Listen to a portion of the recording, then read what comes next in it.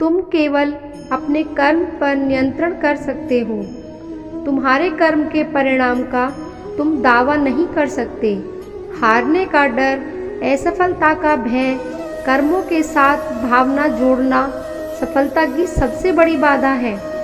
ये विचार मन को अस्थिर कर आपकी क्षमता को लूटता है।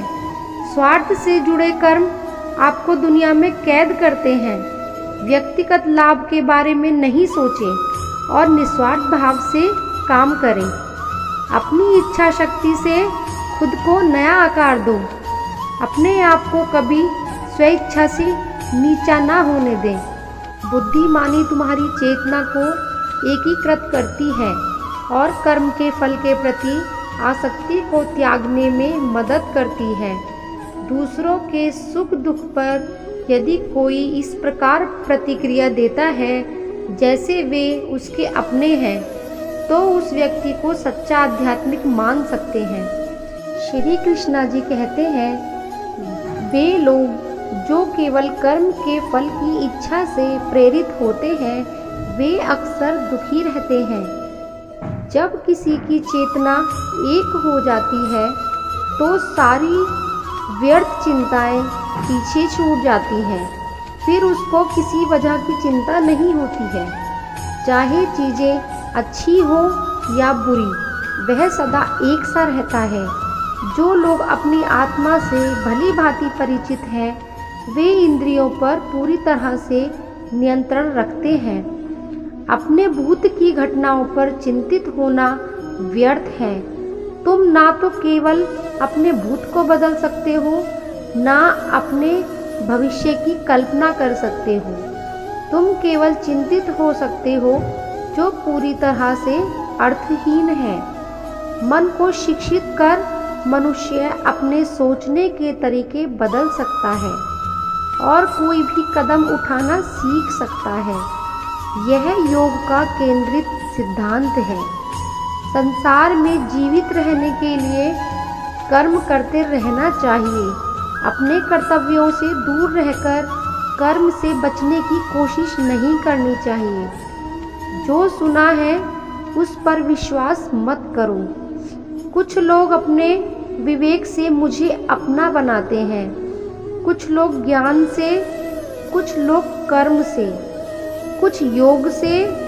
तुम मुझे किस रूप में प्राप्त करना चाहते हो, ये पूरी तरह तुम्हारे ऊपर है। तुम मुझे जिस रूप में बुलाओगे, मैं उस रूप में हाजिर हो जाऊंगा। श्री कृष्ण जी कहते हैं, तुम मेरे प्रति सदा चौकस रहो, मेरी उपासना करो, अपने हर एक काम के लिए मेरा स्मरण करो। मैं वादा करता हूँ तुम मेरे प्रिय बने रहोगे। जो मेरे प्रिय हैं उनको मौत का भय नहीं रहता है। मौत उनके लिए एकमात्र वस्त्र उतारने के समान है। इस दुनिया का आकार प्रत्येक मनुष्य के लिए अलग अलग है। मनुष्य अपने सोच और कर्म से इस दुनिया का आकार निर्धारित करता है।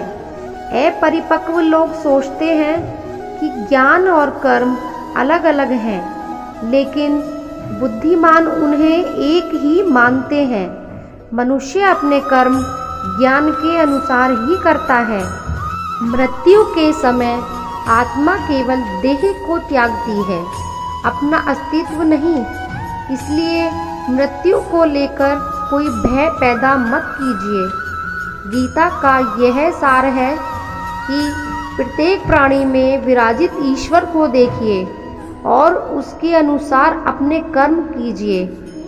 गीता कोई आज्ञा की पुस्तक नहीं है, बल्कि विकल्पों की पुस्तक है। जब मनुष्य सांसारिक विषयों के बारे में सोचता है तो आसक्ति आ जाती है। आसक्ति से इच्छा उत्पन्न होती है, इच्छा से वासना उत्पन्न होती है, वासना से क्रोध के बादल उमड़ पड़ते हैं। इसलिए ध्यान को सांसारिक विषयों से हटाकर श्री कृष्ण जी में लगाइए। एक बुद्धिमान और मूर्ख के बीच केवल सोच का फर्क होता है। जिसका कर्म सात्विक है उसके निर्णय बेहतर होते हैं। और वह मनुष्य परिणाम को लेकर भावनाओं में नहीं उलझता है। केवल इच्छाओं को वश में करने से काम नहीं चलेगा, स्वामित्व और अहंकार को भी वश में करना होगा। कृष्णा जी कहते हैं, मनुष्य भाग्य को अपने हाथ में ले सकता है, वह अपने कर्म के प्रति जिम्मेदार है।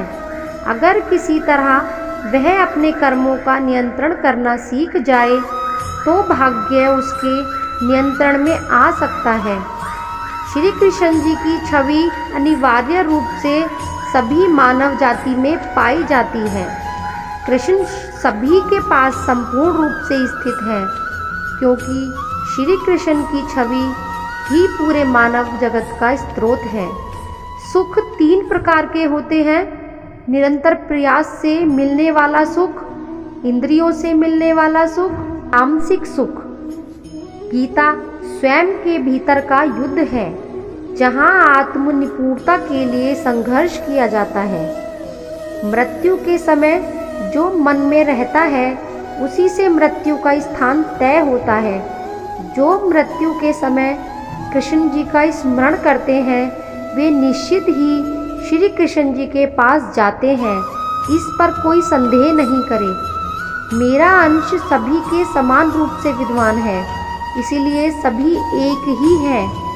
श्री कृष्ण जी कहते हैं, मनुष्य को निडर, शुद्ध और आध्यात्मिक बनना चाहिए, जीवन का आनंद लेना चाहिए, उदार दिल से बातें करो, किसी पर क्रोध मत करो, किसी का अहित मत सोचो, सभी के सद्भाव के साथ पेश आओ। कर्म का नियम कहता है कि प्रत्येक घटना का एक कारण और प्रभाव होता है। समान रूप से किए गए कार्य के परिणाम अलग अलग हो सकते हैं। यह केवल इस बात पर निर्भर करता है कि वह कर्म करता किस प्रकार है। श्री कृष्णा जी कहते हैं, जब मन लगता दौड़ता रहता है तो इंद्रियां भटकती रहती हैं, तो ज्ञान हवा की तरह दूर भाग जाता है और एक जहाज की तरह उड़ जाता है। तुम्हारी अधूरी इच्छाएं तुम्हारी खुशी को मार देती हैं, इसलिए इच्छाओं की कमी एक खुशी की कुंजी है। सबसे बड़ा हत्यारा समय है, समय सब कुछ मार देता है।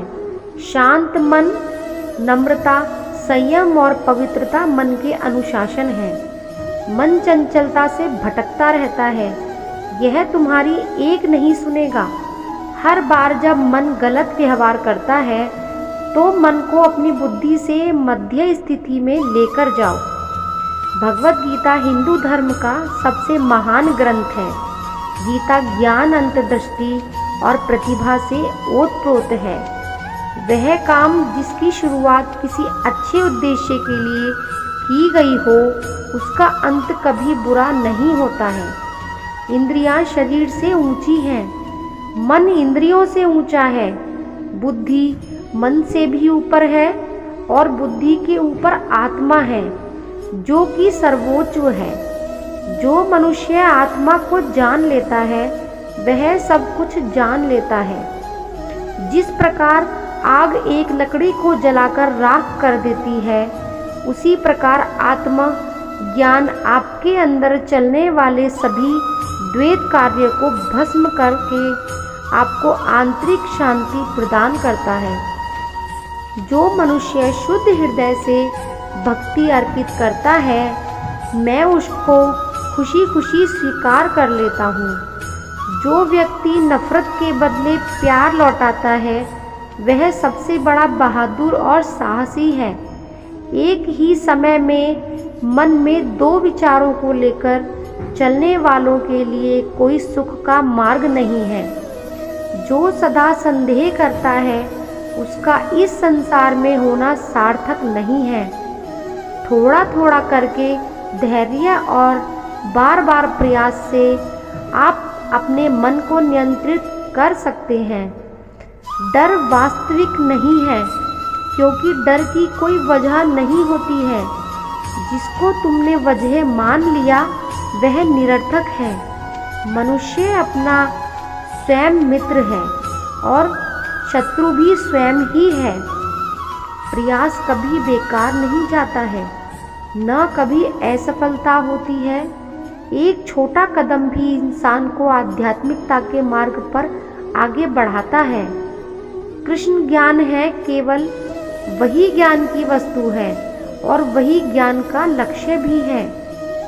शांत मन से मौन होकर कुछ क्षणों के लिए आपको श्री कृष्ण की आंखों में देखना होगा। जब एक बार कृष्ण जी की आंखें आपको अंदर खींच लेंगी तो आप बाहर नहीं आ सकते हैं। एक बार में श्री कृष्ण जी के सामने आत्मसमर्पण संभव नहीं है। आपको हमेशा थोड़ी और अधिक सेवा करनी होगी। इस तरह से आप धीरे धीरे उनके चरण कमलों में समर्पित हो जाएंगे। जब तक कोई श्री कृष्ण जी की भक्ति में नहीं लगता है, उसको असली खुशी प्राप्त नहीं हो सकती है। जब जब तुमको लगे कि दुनिया ने तुमको ठुकराया है, तुम मेरी शरण में चले आना। मैं हमेशा भक्तों के इंतजार में रहता हूँ, ताकि मेरा भक्त परेशान न हो सके। जय श्री कृष्णा।